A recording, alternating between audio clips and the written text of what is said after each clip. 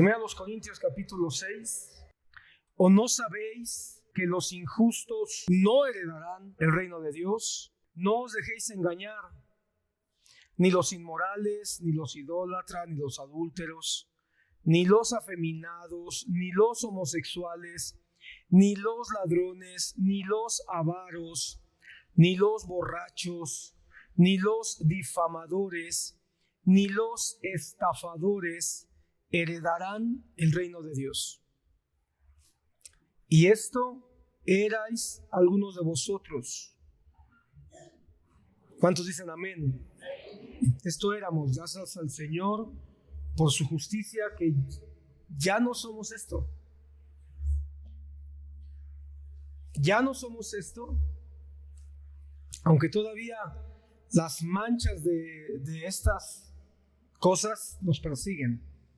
Pero gloria al Señor que esto éramos algunos de nosotros.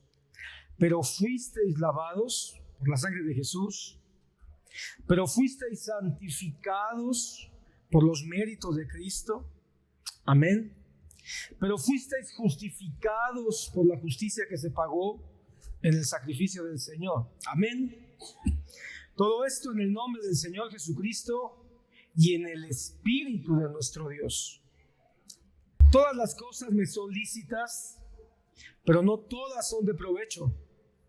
Todas las cosas me son lícitas, pero yo no me dejaré dominar por ninguna. Los alimentos son para el estómago y el estómago para los alimentos, pero Dios destruirá a los dos. Sin embargo, el cuerpo no es para la fornicación, sino para el Señor, y el Señor es para el cuerpo. Y Dios, que resucitó al Señor, también nos resucitará a nosotros mediante su poder. ¿No sabéis que vuestros cuerpos son miembros de Cristo? ¿Tomaré acaso los miembros de Cristo y los haré miembros de una ramera? De ningún modo. ¿O no sabéis que el que se une a una ramera es un cuerpo con ella? Porque Él dice, los dos vendrán a ser una sola carne. Pero el que se une al Señor es un espíritu con Él. Huid de la fornicación. Todos los demás pecados que un hombre comete están fuera del cuerpo, pero el fornicario peca contra su propio cuerpo. ¿O no sabéis que vuestro cuerpo es templo del Espíritu Santo que está en vosotros, el cual tenéis de Dios, y que no sois vuestros? Pues por precio habéis sido comprados. Por lo tanto, glorificad a Dios en vuestro cuerpo y en vuestro espíritu, los cuales son de Dios. Amén. Ok, quiero ser muy puntual, hermano, esta mañana y revisar este tema. Y el tema de hoy, hermano, es ¿qué es pecado y qué no es pecado? Es un tema complicado. A ver si podemos entrarle a este tema, porque para mí tiene sus aristas. Es que debemos reconocer qué realmente es pecado y qué no es pecado, porque muchos líos se han generado al no entender esta diferencia, y muchos hemos convertido en pecado lo que no es pecado, y hemos ignorado lo que sí es el pecado. El pecado entonces es peligroso, es devastador, es destructivo, porque nos aleja de Dios. Pero nosotros hemos hecho o llevado al punto de llenarnos de culpa, llenarnos de acusación, o llenar de culpa y de acusación a otras personas por cosas que no son pecado. Terminamos poniendo tanta atención en cosas que no son pecado para tratar de calmar nuestras conciencias, que olvidamos lo que sí realmente nos aleja o nos puede alejar de Dios. Como ya lo dije, hermano, la religiosidad escondida en nuestros corazones nos lleva a que terminemos con cargas que no deberíamos de llevar, o poniendo cargas a nuestros hermanos o a nuestros hijos o a nuestros esposos o nuestras esposas que no deberíamos de llevar. Eso fue una de las grandes demandas que Jesucristo le hizo a los fariseos. Fue una de las grandes confrontaciones que Jesús les hizo a los fariseos, porque los fariseos fueron expertos en hacer una lista enorme de pecados que no eran pecados, y hicieron una cortina de humo tan grande con esas listas de cosas que no eran pecados, que esa nube de humo, hermano, convirtió en hacerse algo tan relevante que opacó lo que verdaderamente era pecado. Quizá los fariseos, no sé si se dieron cuenta o no, pero en algún momento yo pienso que Satanás sí lo sabía y los llevó a convertir una nube de humo, como hoy se dice de los políticos, ¿verdad? Que levantan nubes de humo para llamar la atención en algo y que se ignore lo que es realmente importante, ¿verdad? Dentro de la política de un país. Bueno, algo parecido. Se levantan nubes de humo poniendo cargas, poniendo imposiciones, haciendo que la gente esté tan afanada, tan afligida, tan preocupada de cumplir ciertas cosas que se olvidan realmente de lo pecaminoso.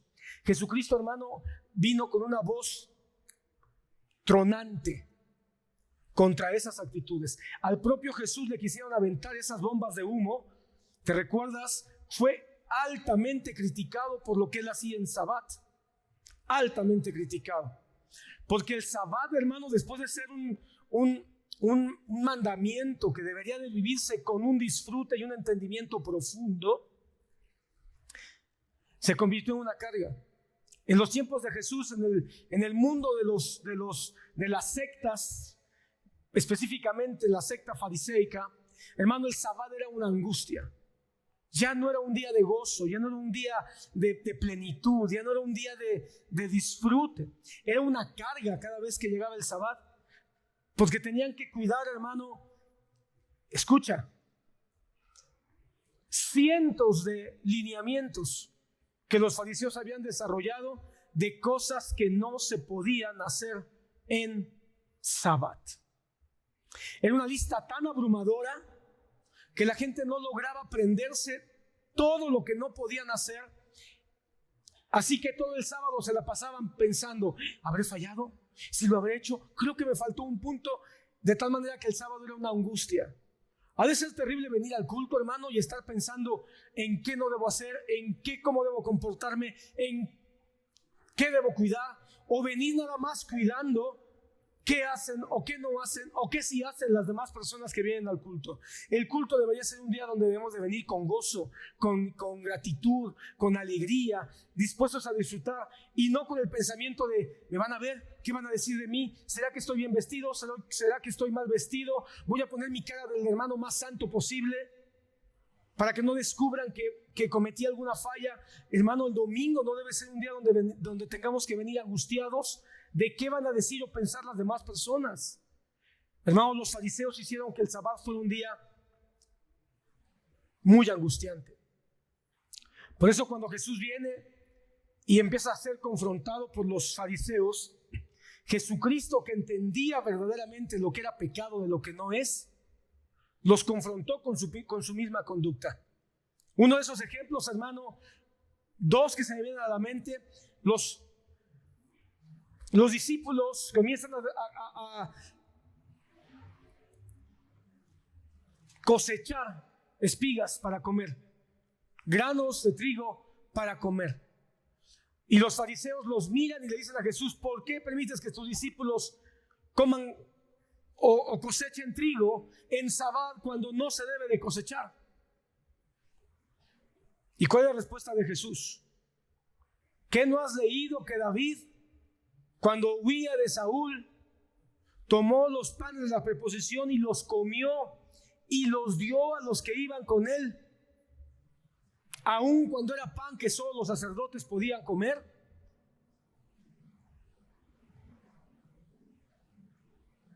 Hoy te digo, les dijo el Señor Jesús, que uno más grande que el Sabbat está en medio de ustedes. Lo que le estaba diciendo es, no han entendido que el Sabbat es para adorar al Señor del Sabbat y no para estar angustiados por las cosas que se pueden o no se pueden hacer. Por estar pensando, no pueden caminar más de no sé cuántos kilómetros, no pueden cosechar, no pueden prender velas, no pueden cocinar pan. Por estar pensando en esas cosas que no podían hacer, no adoraban, no cantaban, no oraban o no disfrutaban, pues.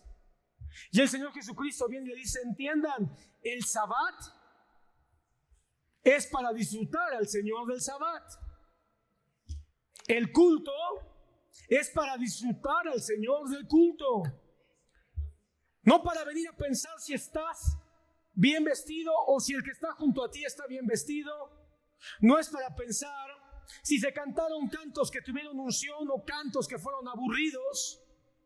No es para estar pensando si el que predica es digno o no es digno.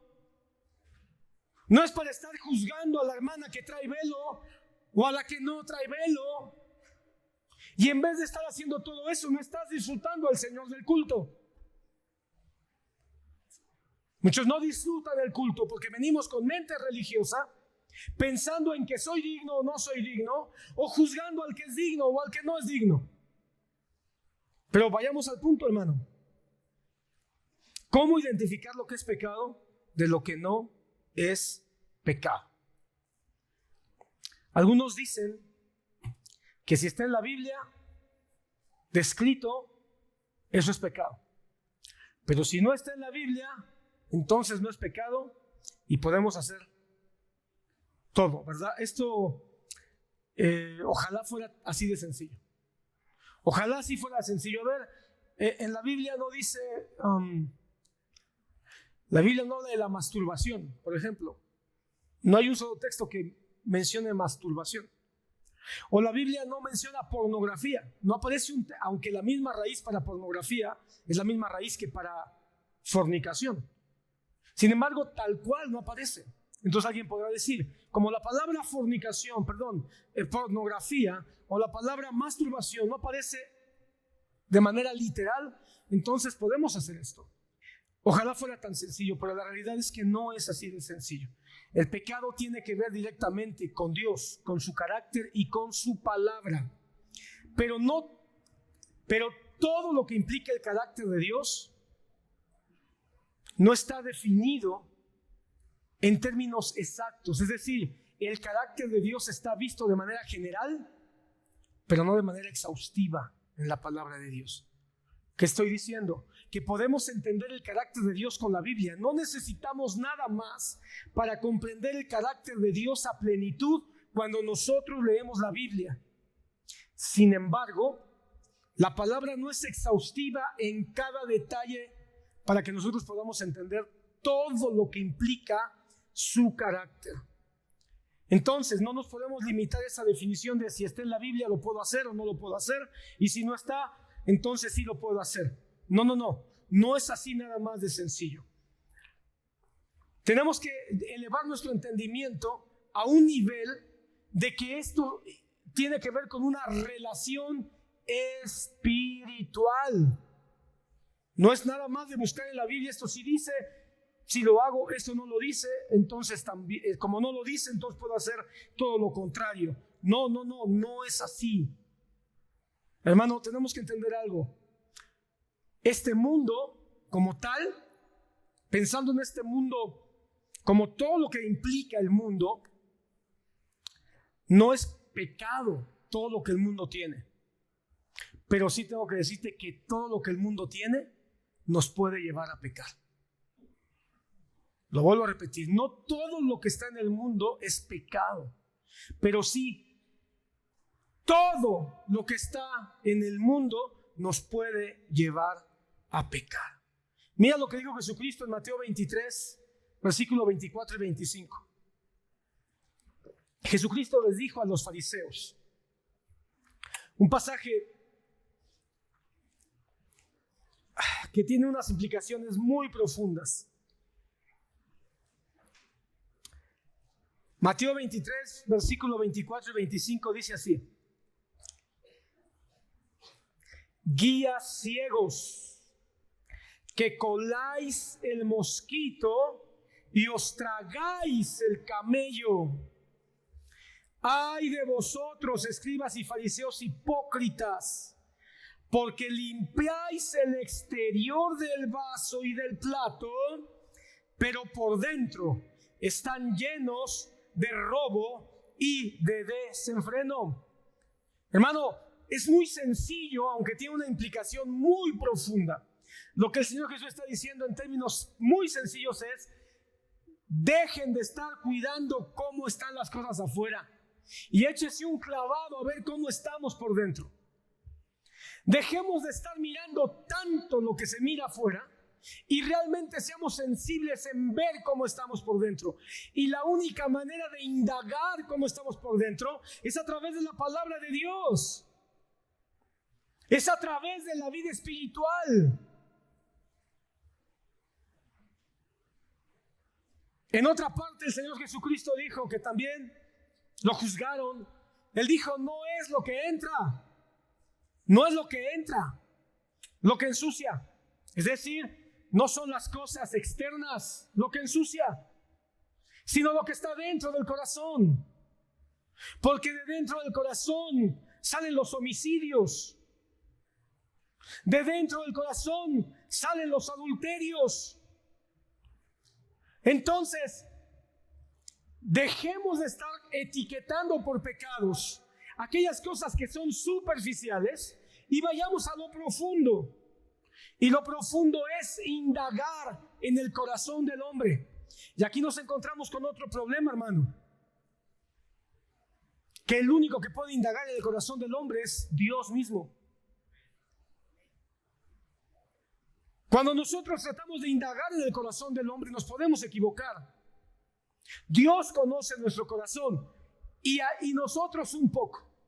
Porque a veces ni nosotros conocemos todo lo que hay en nuestro corazón, pero sí nos damos cuenta. La realidad es que sí nos damos cuenta.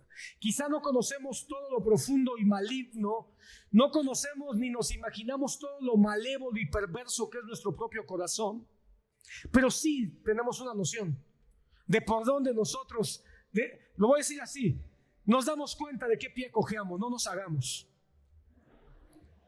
No nos hagamos.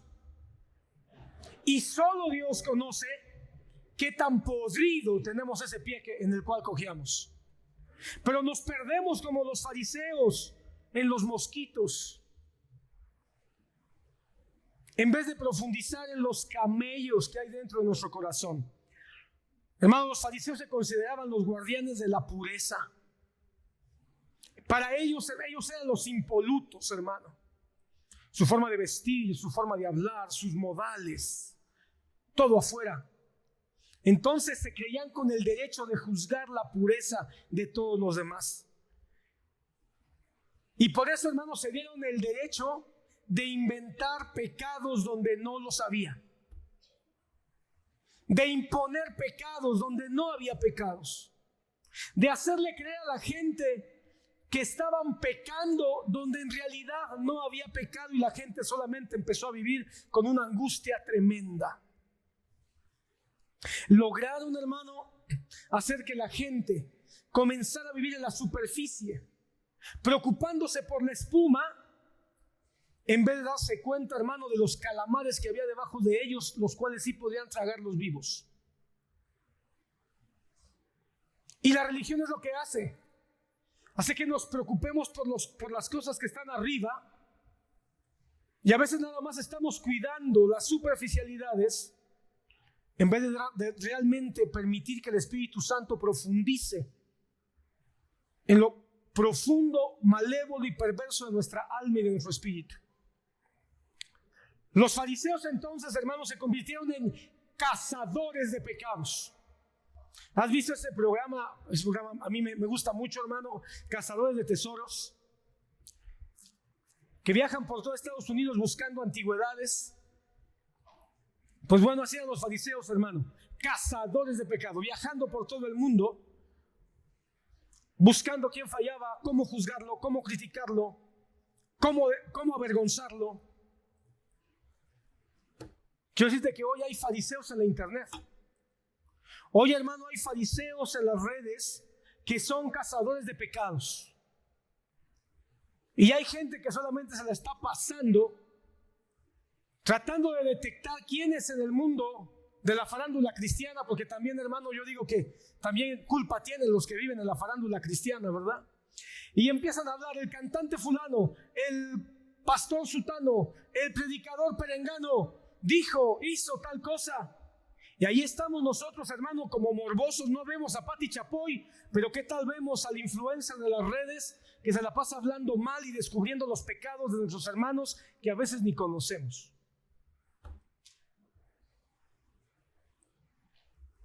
Son fariseos modernos que están cazando pecados. Y que están cazando pecados solamente para que haya muchos que les den like, que hagan comentarios.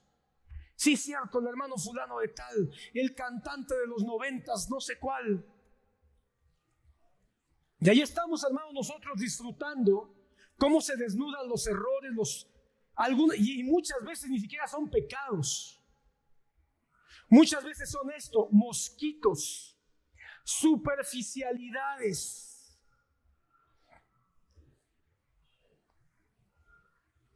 Pero esto que pasa ahí, hermano, pasa dentro de nuestra iglesia. Nos convertimos en cazadores de pecados. ¿Y sabes por qué los fariseos hicieron tan buenos cazadores de pecados? Porque entre más pecados y cargas se encontraban e imponían en la sociedad, menos se notaban sus propios pecados. Así que muchas veces los que son cazadores de pecados, que nada más están todo el tiempo murmurando y diciéndole, el anciano dijo, el pastor hizo, el hermano fulano que tiene no sé cuántos años y fíjate que también no sé qué cosa, y se la pasan, es porque en el fondo están tratando de que veas tantos pecados y a veces no son pecados, y que estés notando tantas superficialidades para que no se note tu propia pecaminosidad.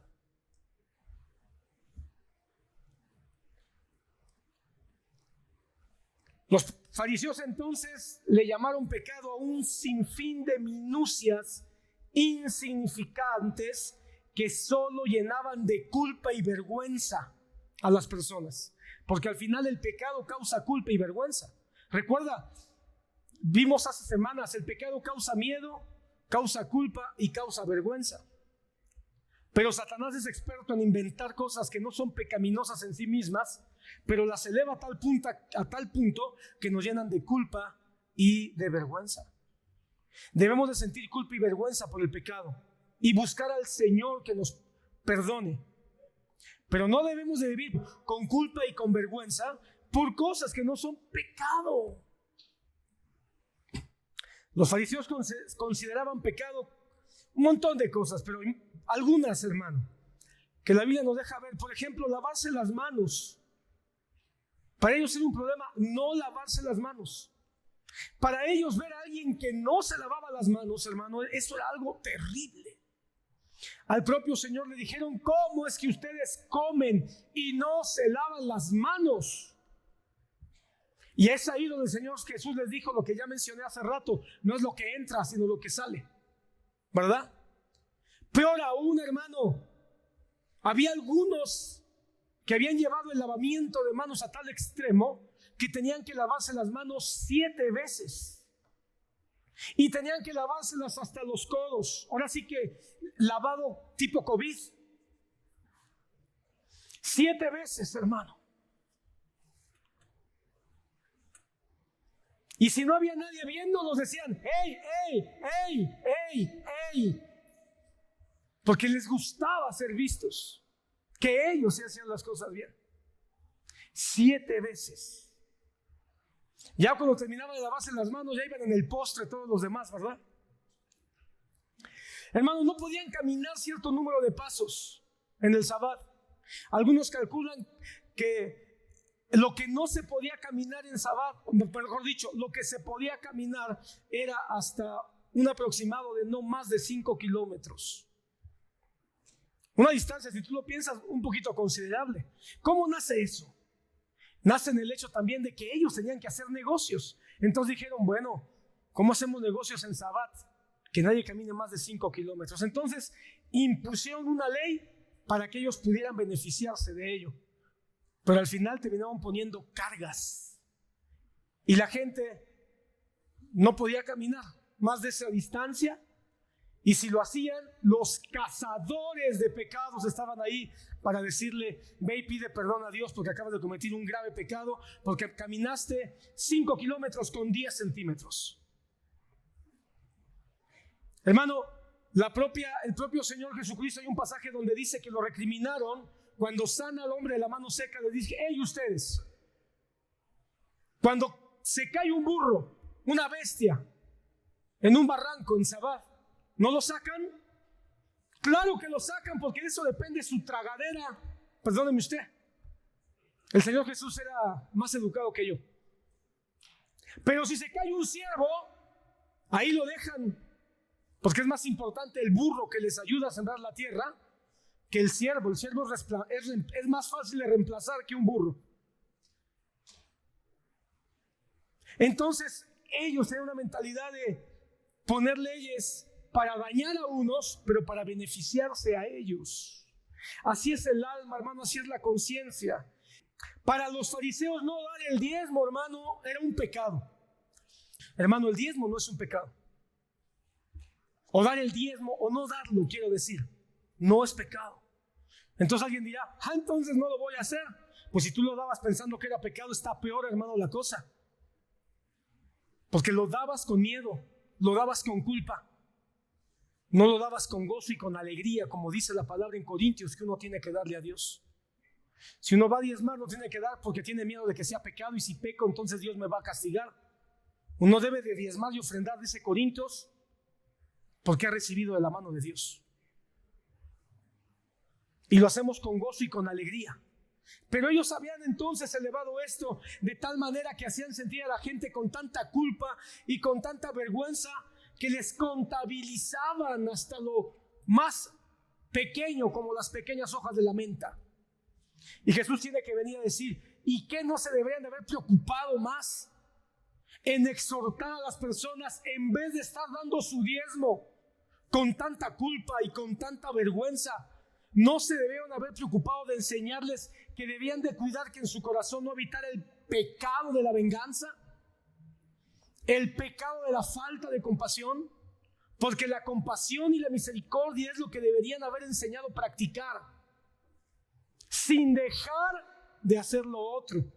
Y eso para mí es muy importante, hermano, porque siempre que me dicen Jesús nunca habló del diezmo, digo, ¿cómo no? Habló del diezmo. Y entonces me dicen, no, pero cuando él habló condenando a los que decían que diezmaran. Y entonces mi respuesta es, no has leído bien la Biblia. Porque la respuesta de Jesús fue, deberían de haber practicado la misericordia y la compasión sin dejar de hacer lo otro. Entonces nunca dijo que no se diezmara, sino cómo se diezmaba. Una vez más, entonces el problema no está en las superficialidades, sino en el corazón. Hermanos, los fariseos se preocupaban mucho en el uso de la ropa.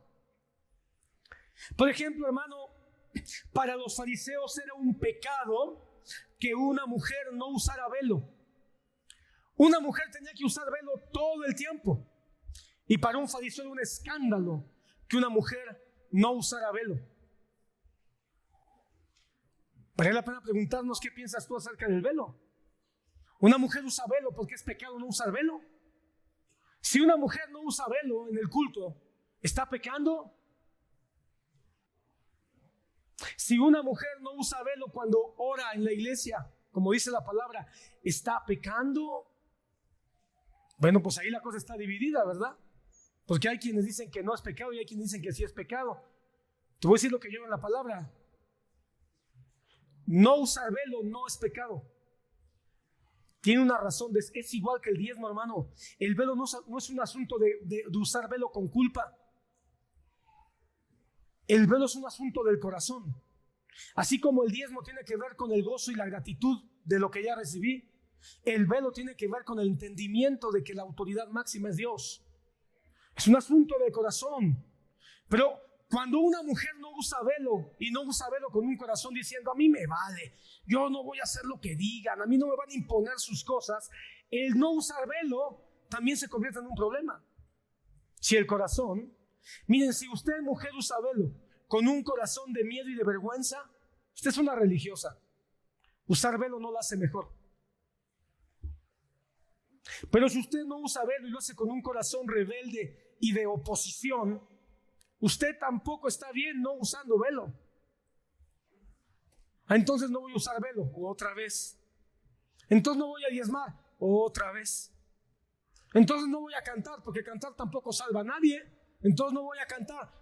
No son las superficialidades, esos son mosquitos. El asunto está en el corazón. Cuando el corazón es trabajado por el Señor, entonces el diezmo va a tomar sentido. El velo puede tomar sentido. El cantar puede tomar sentido. El asunto está en el trabajo del corazón, que es ahí donde no queremos trabajar. Es más fácil la superficialidad. Es más fácil preguntarle al pastor: pastor, ¿me he visto de rojo o de blanco? Me dijeron que de rojo no, porque el rojo es el símbolo del diablo. Y yo no quiero pecar. Pastor, me voy a casar, me caso de blanco porque el blanco es símbolo de pureza y yo quiero demostrar la pureza. Es que esas cosas no hablan, ni uno habla de pecado, ni lo otro habla de santidad. Son superficialidades que tienen muchas veces más que ver con idiosincrasia y cultura. Y los cristianos estamos tan metidos en ese tipo de cosas. Romanos 14, por favor abre rápido con Romanos 14.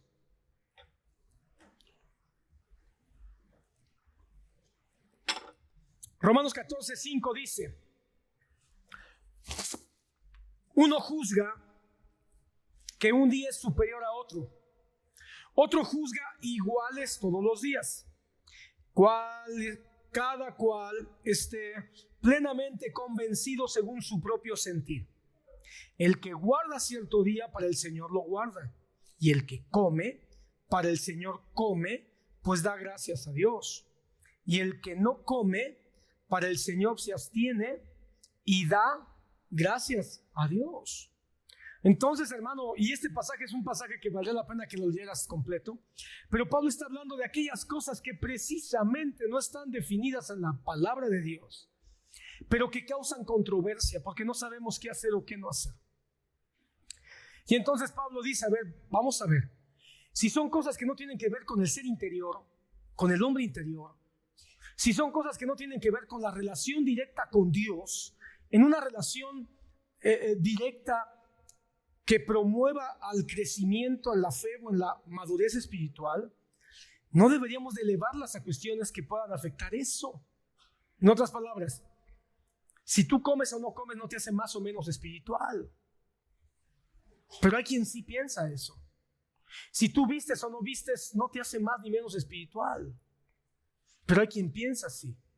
Ahora, Pablo dice, aquí el punto está en ¿para quién lo haces? ¿Y con qué corazón lo haces? Una vez más, el punto no está afuera, está adentro. ¿Para quién lo haces? ¿Lo haces para ti? Porque si lo haces para ti, puede ser que sí haya pecado. Porque la soberbia, la vanidad, el egoísmo te puede estar dominando. La idolatría puede ser que lo estés haciendo para otro. Y entonces puede ser que haya idolatría. Ahora, ¿cuál es tu corazón? ¿Tu corazón es de gratitud o de competencia, de rivalidad? Pero si tú lo haces para el Señor y lo haces con gratitud, entonces si comes o no comes es lo de menos.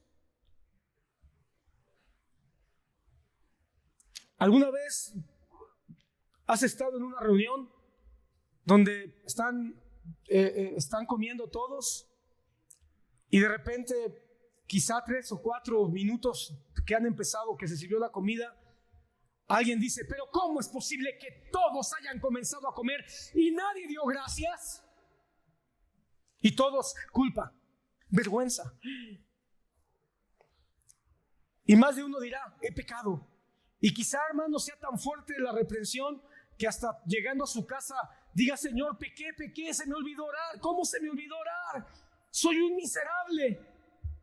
Y el hermano fariseo, cazador de pecados, se va satisfecho de decir: el único santo aquí soy yo, pues que fui el único que se dio cuenta. Pero hermano, orar por tus alimentos ¿es pecado? ¿O no orar por tus alimentos es pecado? Si nosotros elevamos el no orar por los alimentos a pecado, estamos en un problema. Porque puede ser quien esté orando y no se le escape nunca orar por sus alimentos, pero tenga un corazón egoísta. O puede estar orando solo para demostrar. Hasta haciendo las cosas que parecen piadosas, podemos terminar pecando. Eso significa que podemos pecar hasta en el culto.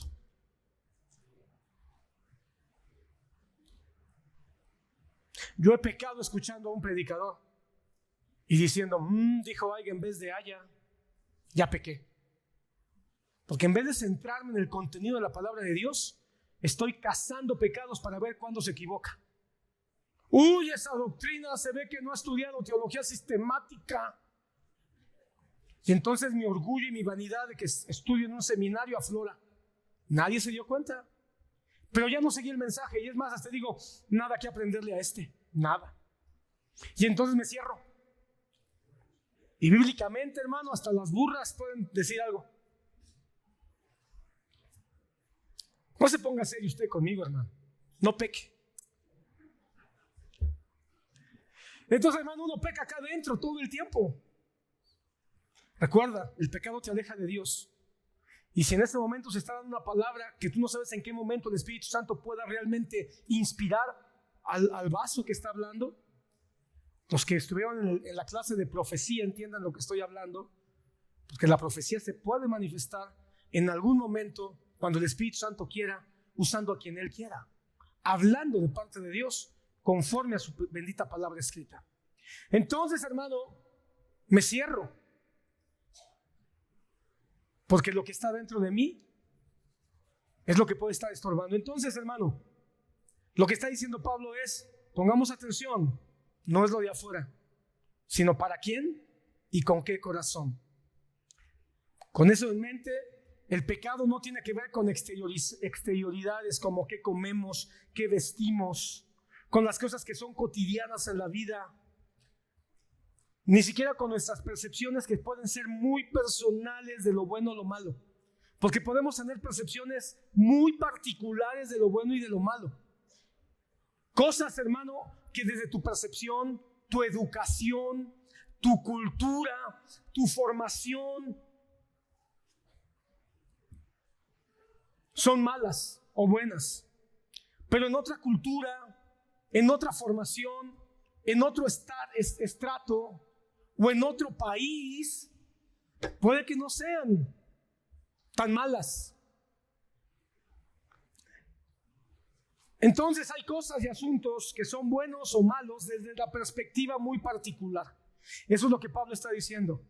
Para unos, y hermano, es que Pablo era cosmopolita, vivía en una sociedad diversa, donde había judíos, había griegos, había romanos, había esclavos, había libres. Entonces Pablo por eso habla así.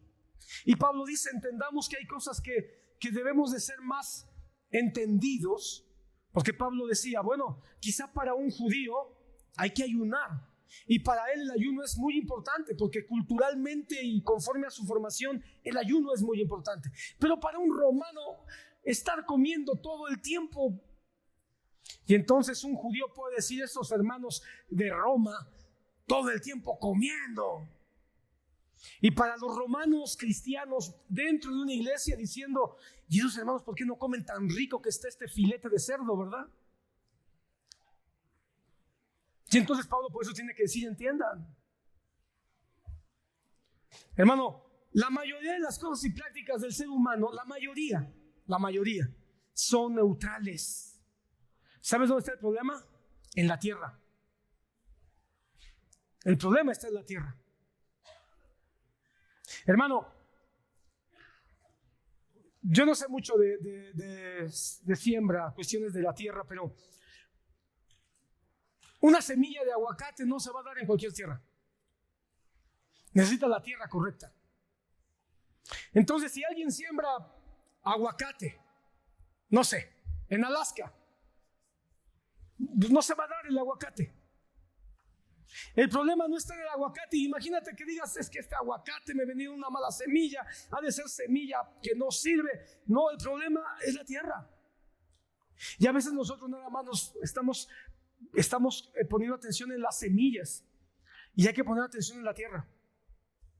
Si esa tierra tiene todos los, ¿cómo se dice?, propiedades, va a hacer que la semilla crezca. Y hay semillas de pecado, y hay semillas de santidad, hay semillas de maldad, y hay semillas de verdad. Entonces, ¿de qué va a depender? De cómo trabajes la tierra, de qué tipo de tierra seas. Por eso el Señor vino a cambiarnos la tierra primero, porque el evangelio no puede germinar si no se cambia la tierra. Para que la semilla del reino de los cielos germine, el Espíritu Santo tuvo que venir a regenerarnos. Y ese regenerarnos es mover, sacudir y transformar la tierra para que entonces la semilla del evangelio pueda germinar.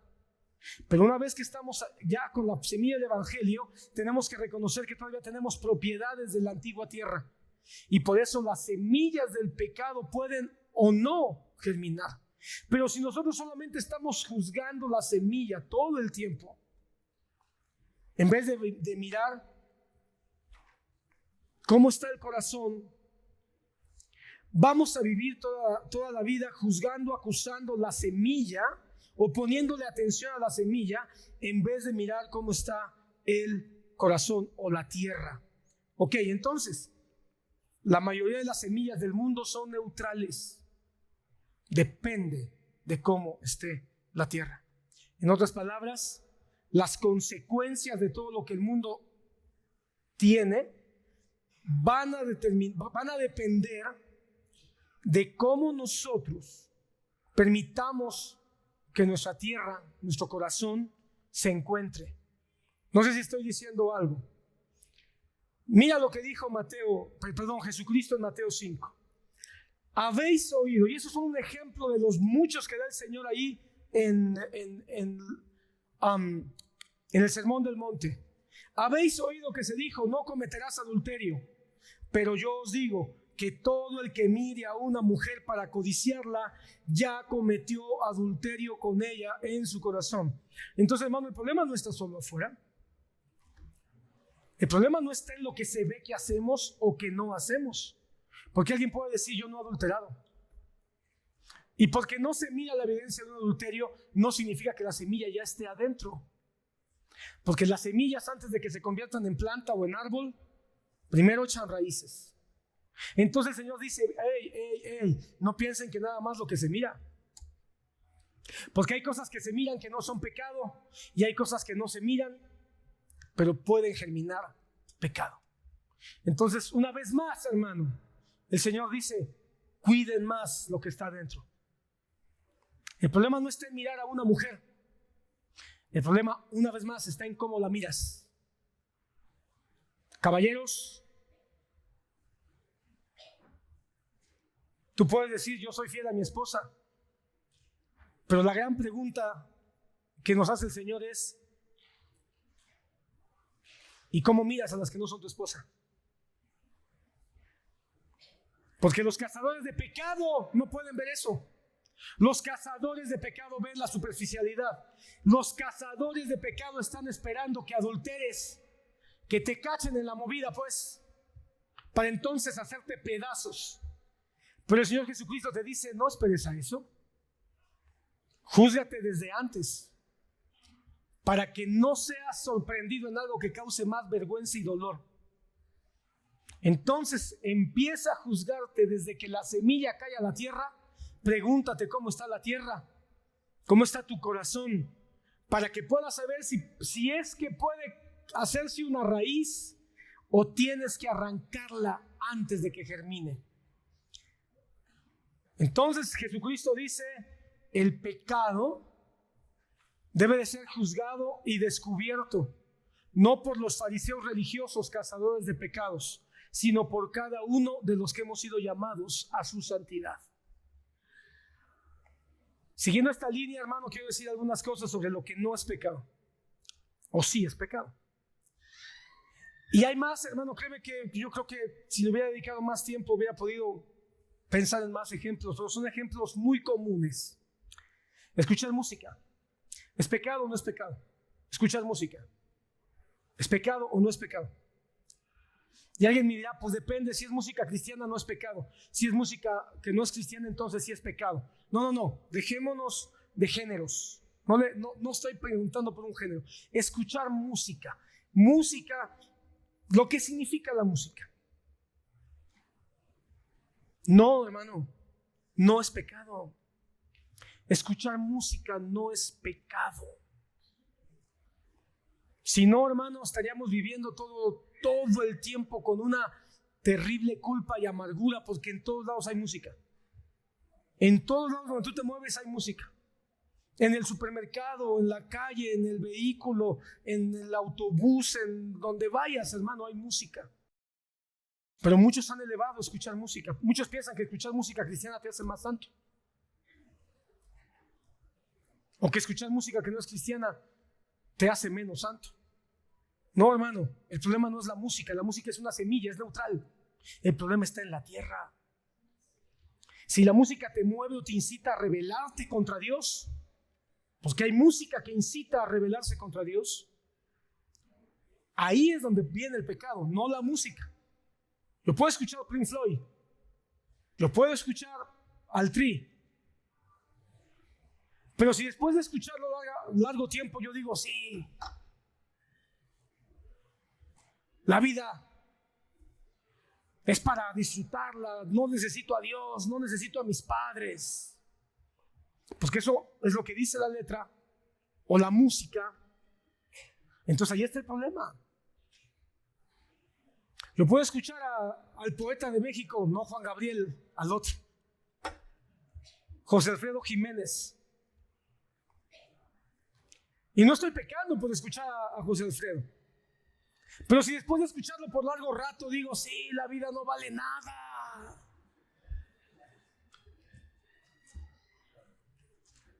entonces ya estoy en un problema, porque eso me puede llevar a un pecado en mi concepción de las cosas. Yo puedo estar escuchando música, y si la música me mueve a la sensualidad,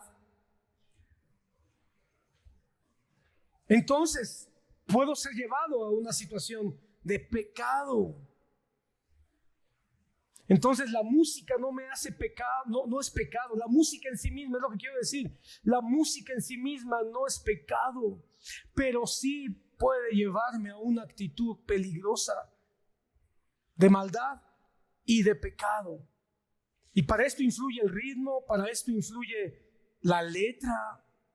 Incluso, hermano, yo sí creo que para esto influye el corazón del autor, porque el arte, todo lo que es arte, lleva impregnado el corazón del autor. De alguna manera, mueve emociones, pues. Entonces, la música, al ser un arte, lleva impregnado el corazón del autor. Entonces, por eso, ¿qué debo de hacer? Ya no voy a escuchar música. Ya no voy a escuchar música que no es cristiana. ¿Quieres que te diga algo? Hay música con letra cristiana que también puede llevar una inspiración que emocionalmente no es tan correcta. Música cristiana, melancólica. Es más, hay música cristiana que es herética, porque la letra que tiene nada con aunque mencionen a Dios o mencionen a Jesús, lo profundo de su letra no es bíblica. Y estamos cantando herejías. Literalmente estamos cantando herejías. ¿Y no es eso también algo que no está bien? Pero como decimos que es música cristiana, aceptamos todo lo cristiano, nadie juzga la letra cristiana y nos damos cuenta que podemos estar cantando canciones heréticas. Alguna letra de una canción puede decir, oh Jesús mi Padre. Lo platicamos hace poco, una canción que dice, Padre, acuérdate de mí. Acuérdate de mí cuando vengas en tu reino. Y aunque esa letra es muy bonita, podemos pensar en su generalidad. Esa parte es antibíblica. Porque no fue el Padre el que murió en la cruz, ni fue al Padre al que el ladrón le dijo, acuérdate de mí cuando vengas en tu reino. Es antibíblico. Fue a Jesucristo a quien el delincuente le dijo, acuérdate de mí cuando vengas en tu reino. No fue el Padre el que murió en la cruz.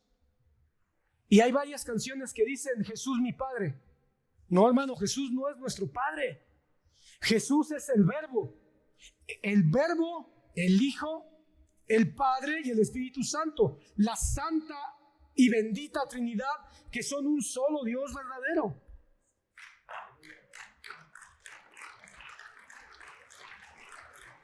Pero como es cristiana, decimos, Padre, gracias por morir por mí. Y eso es herético. Eso no está en la Biblia. Eso contradice completamente la doctrina de la Trinidad. Entonces, hermano, ¿te das cuenta cómo? No estoy diciendo que sea pecado cantar eso. No. Lo que estoy diciendo es que también puede haber cuestiones que no son exactas o que no son correctas. Y en la música inconversa, o que no es cristiana, también hay cosas que son incorrectas. Como también puede haber cosas que tienen algo de verdad. Pueden tener algo de verdad. Aquí es donde está lo complicado del tema, hermano. Yo sabía que iba a llegar a este punto y digo, Señor, ayúdame porque somos tan complicados. El pastor está diciendo que debo escuchar música inconversa. Yo no estoy diciendo eso. Yo no te estoy mandando que escuches música que no es cristiana. Lo que estoy diciendo es que no es pecado escuchar música que no es necesariamente hecha por cristianos. Estoy diciendo que tampoco pienses que solo escuchar música cristiana te hace más santo. La música no santifica. Lo que santifica es el Espíritu Santo. Bailar, ¿es pecado bailar? ¿Es pecado bailar? Hermano, hace algunos años, ya tiene bastantes años, no sé cuántos, 10, más de 10 quizá. Se fue un hermano de la iglesia, porque dije que no hay problema si bailamos con nuestras esposas. Y me lo dijo, no, ¿cómo es posible que esté incitando a que bailemos? Bailar es pecado. ¿Bailar es pecado? Bailar es una semilla neutral. Perdón, lo digo con mucho cuidado porque es una persona que yo amo mucho. Pero no se me va a olvidar el día que una hermana vio a su nieto moverse. Estábamos en un lugar y empezó a sonar la música ahí en el centro comercial. Y entonces el niño tenía 2 años quizá. Empezó a moverse el niño. Y entonces la hermana lo vio y dijo, ay, es que está chiquito y piensa que es para Dios.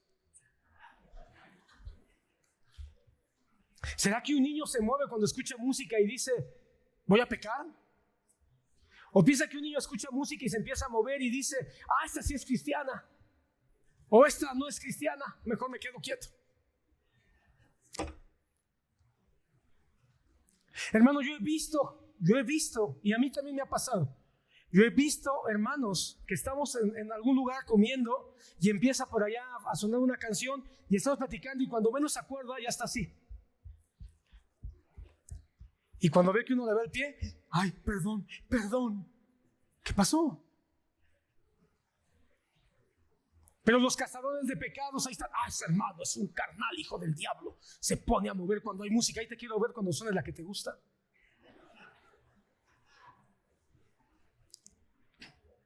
Hermano, bailar no es pecado. Pero hacerlo con sensualidad o en un ambiente de inmoralidad y de borrachera, eso sí te puede llevar a pecar.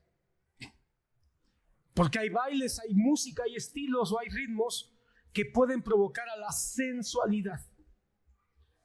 Y la sensualidad mueve la mente y mueve el corazón. Ahí entonces está el límite del barranco. Ahí está el límite del barranco. Pero si tú bailas con tu esposa, si tú bailas con tu hija, ¿en dónde está el pecado? ¿En dónde está el pecado? Hay muchos hombres que somos tan fariseos que no podemos ni tener el detalle de permitir a nuestras esposas que tengan un gusto musical propio.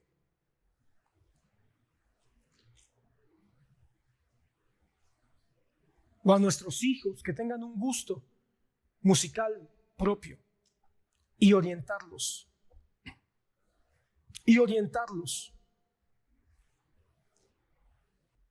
Tú no sabes todo lo que Dios me ha permitido vivir en consejería, hermano, pero me ha permitido para llenarme de un acervo de información que me ha ayudado mucho.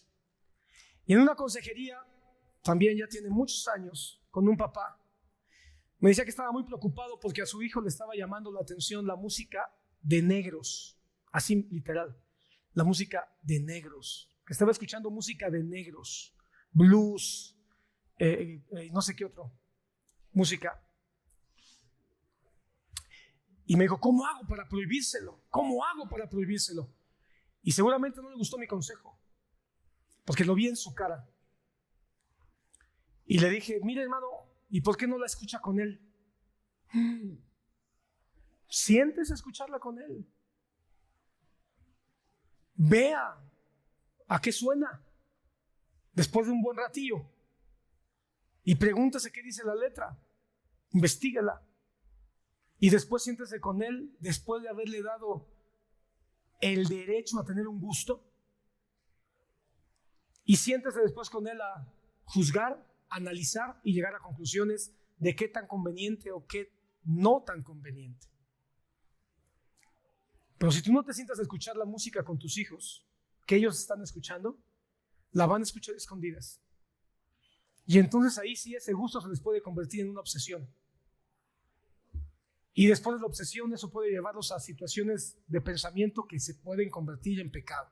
Porque escuchar música en sí misma no es el pecado, sino lo que puede producir a largo plazo. Porque lo más fácil es prohibir.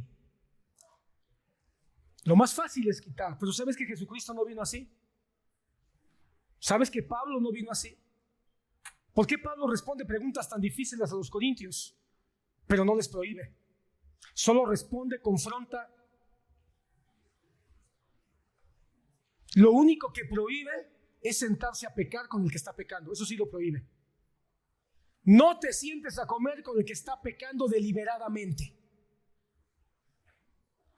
Pero todo lo demás él dice, considéralo, analízalo, júzgalo, haz lo correcto. Bailar no es pecado, señoras y señores. Pero si el baile es sensual o el baile te lleva a otro tipo de situaciones inmorales, el pecado está a la puerta. Pero la puerta en sí misma no es el pecado, sino lo que está o puede estar detrás de ella. ¿Le gusta el baile a tu hija? Mejor baila tú con ella.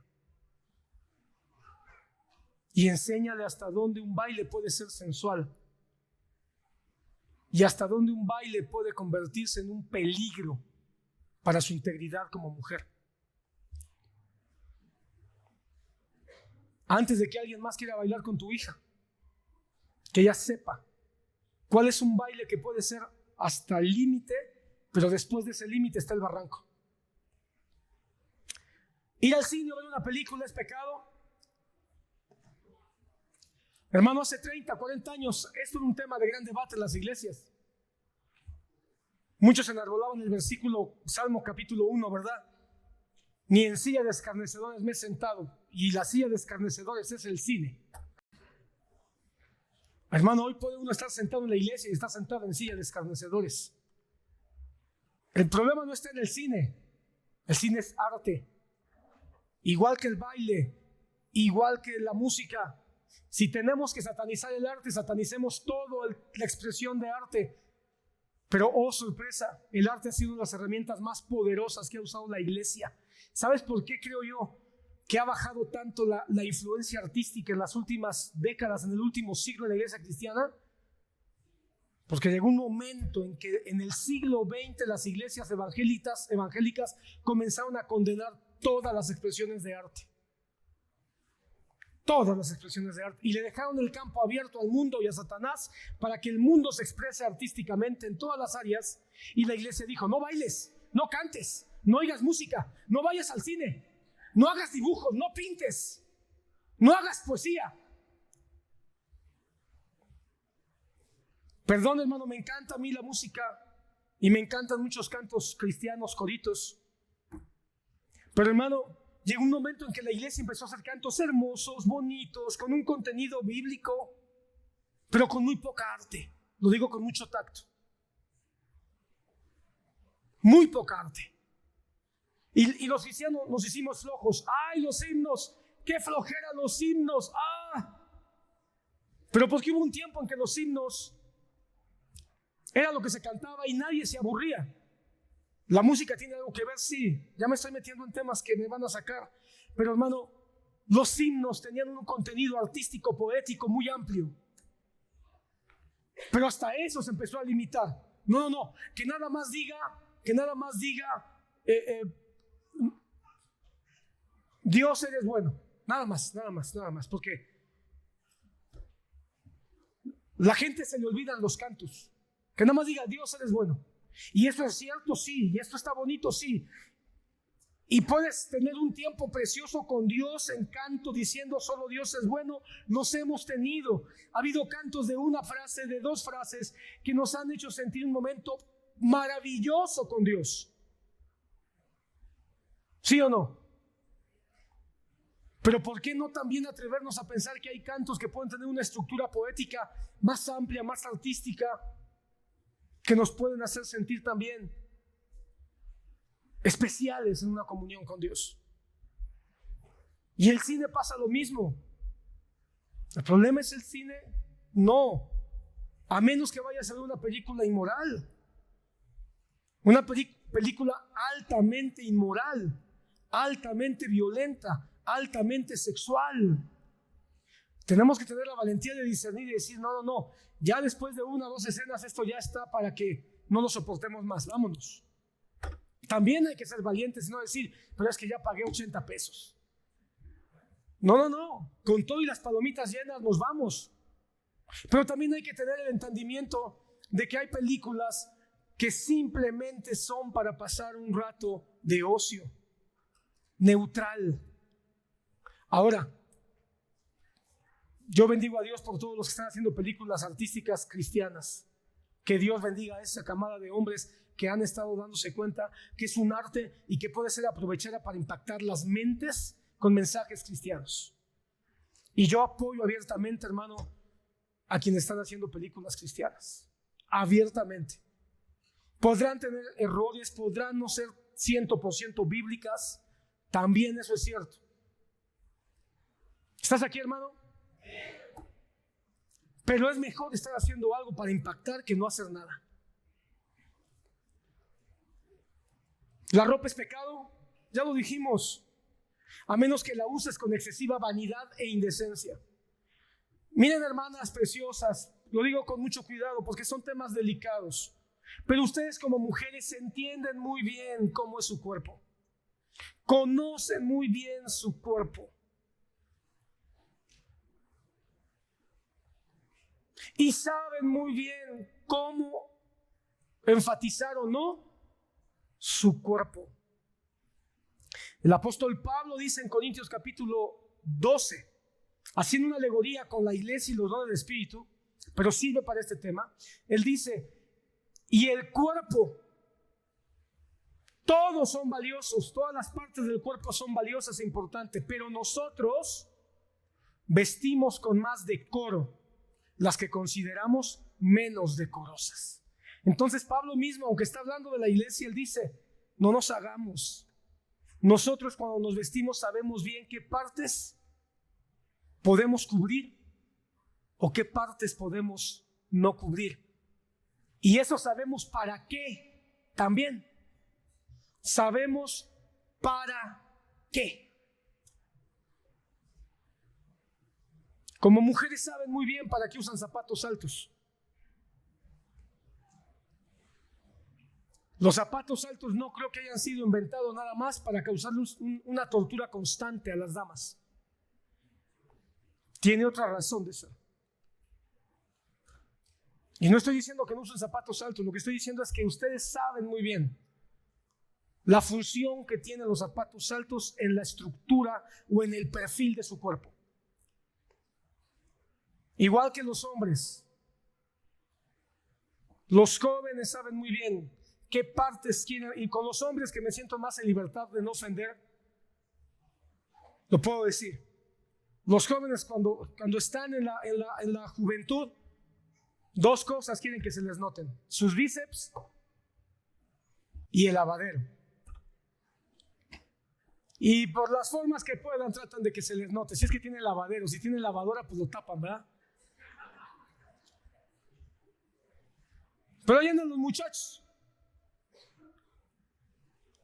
Ahí entre los 12, 15 años hacia los 20, 20 y algo, hasta las mangas cortas se las hacen así, ¿verdad? Lo mismo pasa con las mujeres. Entonces, ¿la ropa es pecado? ¿La falda es pecado? ¿El pantalón es pecado? Depende de la falda.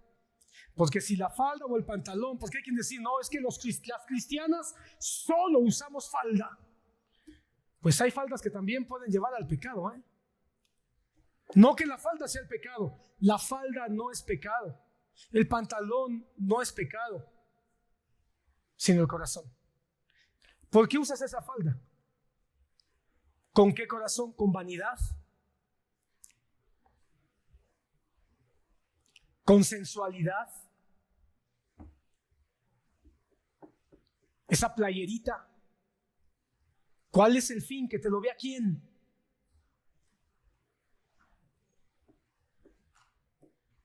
Ahí está el límite. Y es ahí donde los padres deberíamos de también enseñar, así como con la música, y decirle, vamos a escuchar esa música, vamos a escucharla. Ok, suena bien, suena interesante, o no, no me gusta, no es mi estilo. Pero cuando tú dices, te prohíbo escuchar esa música, ya hiciste que lo escuche allá afuera. Mejor si no te escuchara. Lo mismo pasa, hermano. Hay que enseñar a nuestros hijos la ropa. Hay que enseñar a nuestros hijos qué ropa puede estar siendo motivada por el corazón vanidoso de nuestros hijos o de nuestras hijas. Y sin limitar y sin coaccionar y sin prohibir, enseñar lo que la Biblia dice: vestíos modestamente. La ropa puede mostrar rebeldía, oposición a los padres, oposición incluso a Dios. Si un hijo tuyo de repente llega con una playera negra con una calavera aquí, en vez de decirle, ¿qué te pasa? ¿Qué no eres cristiano? Tranquilo, investiga. Eso está diciendo, tengo rebelión. ¿Dónde entró esa rebelión? ¿A quién escuchó? A lo mejor entró por la música, entró por un maestro, entró por un amigo, entró por algo que le pasó. La ropa también puede hablar de que estoy en oposición, estoy en rebelión. Entonces hay que acompañarlos. La ropa son indicios. Ahora, una ropa, una camiseta con una calavera, ¿es pecado? No, la camiseta con la calavera no es pecado. ¿Por qué? Porque la conciencia uno deja ver que hay maldad. Pero no hay maldad en la camiseta, sino en quien hizo la camiseta o en quien porta la camiseta. Porque ¿qué hay en su corazón? ¿El sexo es pecado? ¿El sexo, la sexualidad, es pecado? ¿Tú qué dices? No es pecado. Nos cuesta tanto hablar de sexo. Nos cuesta tanto sacar temas de sexualidad, a veces hasta con la propia esposa, con los hijos. ¿Por qué nos cuesta? Porque traemos un estigma religioso. Los cazadores de pecados, cuando ven que alguien habla de sexo, se les paran los pelos. Y todos estos son temas que deberíamos hablar con nuestros hijos, hermano. Pero la forma en que tú practicas el sexo muestra lo que hay dentro de tu corazón, y ahí ya está el problema. Porque tú puedes practicar sexo incluso dentro del matrimonio y estar pecando. Porque tener relaciones sexuales en el matrimonio con egoísmo, con soberbia, con violencia, es pecado. Porque alguien puede decir, es que el sexo fuera del matrimonio es pecado, pero el sexo en el matrimonio, ahí no hay pecado. No, es que el sexo no es el problema, el sexo no es el pecado, el problema está en el corazón. Y alguien puede tener sexo en su matrimonio pecando. Ahora, alguien puede tener sexo fuera del matrimonio y no pecar, ahí no aplica, porque todo sexo fuera del matrimonio es pecado por una simple razón, porque el Señor en su palabra ya nos puso el límite, y el límite es el matrimonio. Entonces, si dentro del pecado, dentro del matrimonio, con el sexo puede pecar, fuera del matrimonio siempre va a haber pecado. Y es ahí entonces donde la pornografía y la masturbación tienen su lugar. Porque incluso puede estar uno pecando con el sexo sin tener pareja. Porque la pornografía y la masturbación, ahí no hay una pareja de por medio, pero se está pecando. Porque se está pecando de la misma manera en que Jesucristo dijo, pero si tú ves a una mujer y la deseas en tu corazón, ya pecaste. Y la pornografía es el castillo de Satanás para provocar ese nivel de maldad que el Señor Jesucristo nos advirtió. La pornografía y la masturbación van juntas, van de la mano, el 99.9% de los casos.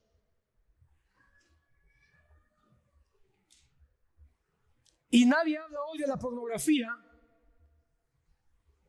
porque parece que no existe, pero existe más que hace varias décadas. Porque hace varias décadas, hermano, la pornografía, para acceder a ella era casi como acceder a un cigarro de marihuana. Pero hoy, hermano, la pornografía te la mandan sin más a través del celular todos los días.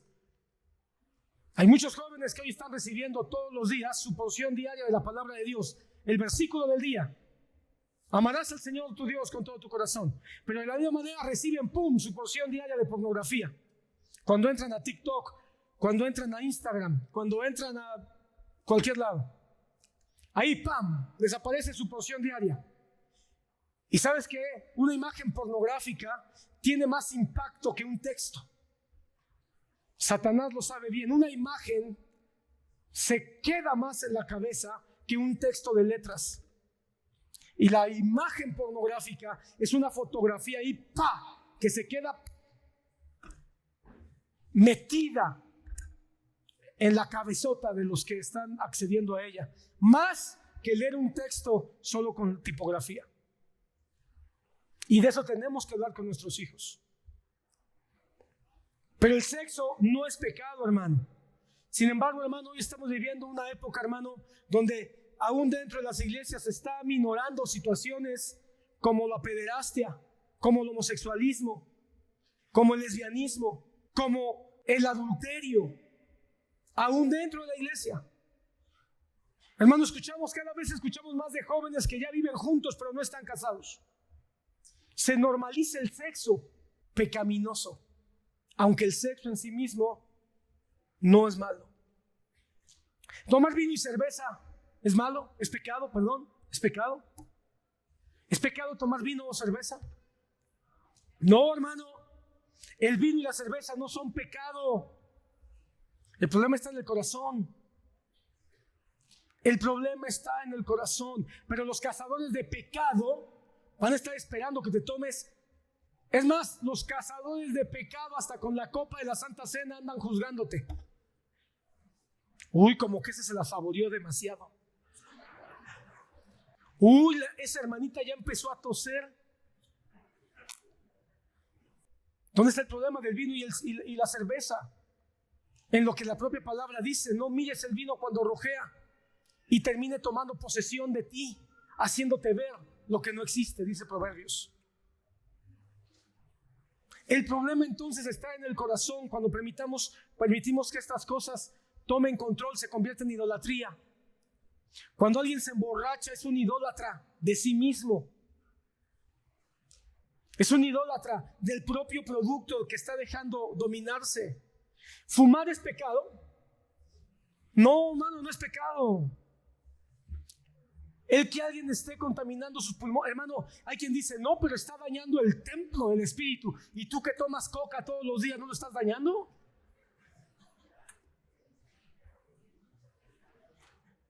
Hermano, ¿sabes que México está dentro de los 10 primeros lugares de países fumadores, pero está en el primer lugar en consumidores de refrescos? Y el azúcar, está comprobado, tiene un efecto en nuestro sistema neurobiológico que funciona igual que las drogas. El azúcar es adictiva. El azúcar es adictiva. Ahora, ¿el azúcar es pecado? No, pastor, ¿cómo cree? Me eché una dona en el desayuno. Estoy planeando un pan de zanahoria en la comida y me voy a echar mis tamales de piña en la noche. Eso sí, con una Coca Light para no pecar tanto. Hermano, fumar es parte de estas sustancias que no son saludables y que nadie debería de tener cerca porque nos van a enfermar. Nos van a enfermar. Y eso está mal. Pero en sí mismo no es pecado. Sin embargo, sí nos dice algo. El fumar, el comer demasiado, el comer muchos dulces, nos dicen algo. Que necesitamos pedir ayuda para tener dominio propio. Y si nos están enfermando o potencialmente nos están enfermando, debemos buscar ayuda. Pero no porque sea un pecado en sí mismo, sino porque está dañando el cuerpo que le pertenece al Señor. Y porque le pertenece al Señor debemos de cuidarlo, no nada más del tabaco, sino de cualquier droga, incluyendo el azúcar. Comer, hablando de comer, ¿es pecado comer? No, por favor, hermano, los cristianos no tomamos, no fumamos, pero ¿qué tal tragamos? Comer no es pecado. El que no trabaje, que no coma, ¿verdad? Y la palabra dice, y comamos todo con acción de gracias. Es más, nos dice, y cuando vayan a la carnicería, de todo lo que está en la carnicería, coman. Entonces, ¿comer carne de cerdo es pecado? Si dice que todo lo que está en la carnicería podemos comer. Bueno, hay muchos todavía hoy que piensan que comer carne de cerdo es pecado. Y los cazadores de pecado están esperando que te pidas tu chicharrón.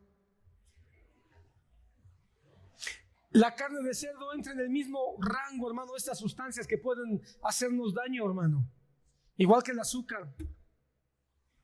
Pero ¿qué crees, hermano? Yo estoy sorprendido. Aquí hay doctores, hay doctoras, ellos saben mucho más que yo, pero lo que yo en mi limitada capacidad de entendimiento y de investigación de repente tengo, resulta que ahora dicen algunos investigadores que la carne de pollo es más nociva que la carne de cerdo, porque la carne de pollo que se come actualmente en los comercios, en la mayoría de los comercios, es altamente hormonizada. Entonces uno se está tragando un montón de hormonas cuando come pollo, más que cuando come cerdo. Investiga tú, hermano.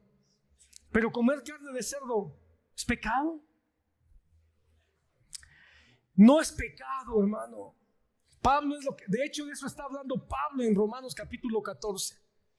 Pero la obsesión por comer o por no comer, el que se obsesiona por comer puede caer en situaciones de una gula que lo puede llevar a enfermedades, desde sobrepeso hasta colesterol, hasta diabetes, hasta otras cosas, hermano. Pero también hay quien no come. Y el no comer puede llevar a situaciones enfermizas como la anorexia. ¿La anorexia es pecado? Yo digo que no. ¿La bulimia es pecado? Yo digo que no. Pero sí tiene un problema. El problema está en el corazón, que ahí sí puede estar el pecado. No es la enfermedad, sino lo que pudo haber provocado que se llegara a esa enfermedad. Vanidad, quizá. Egoísmo, quizá. Algunos comen o no comen por otro tipo de problemas que también pueden llevarte a un pecado, como la depresión, como la angustia. A ver, rápidamente, hermano, 3 cosas que muchos catalogan de pecado o se han catalogado como pecado. Y ya voy terminando, hermano. Alegría, tristeza e ira. ¿Cuál de estas 3 es pecado? ¿Cuál de estas 3 es pecado? ¿O las 3 son pecado? ¿O ninguna es pecado? Ninguna es pecado. Pero las 3 se pueden llevar al pecado. Si no controlamos nuestro corazón. Porque la alegría te puede llevar a obscenidades. La alegría te puede llevar a vulgaridades. La tristeza te puede llevar a la angustia. Te puede llevar a la depresión. Te puede llevar al suicidio. Te puede llevar al asesinato. Igual que la ira. La ira desbordada te puede llevar a la maldición, maldecir a alguien. Y la palabra dice que solo maldecir a alguien es pecaminoso. Te puede llevar a la destrucción tuya o de alguien más. Y te puede llevar a cosas peores como el homicidio. Entonces, los sentimientos que Dios nos ha dado tienen que tener una línea. Y quiero cerrar, hermano, con ese versículo que está en Corintios, capítulo 6. Versículo 12. Todas las cosas me son lícitas, pero no todas son de provecho. Todas las cosas me son lícitas, pero yo no me dejaré dominar por ninguna. ¿Qué es lo que está diciendo Pablo? Todas las cosas en sí mismas son neutrales. Todas. ¿Dónde está el problema? Cuando mi carne se deja dominar. Las cosas hasta más inocentes pueden convertirse en un asunto peligroso, pecaminoso, si no tomo control. O si yo rebaso el límite.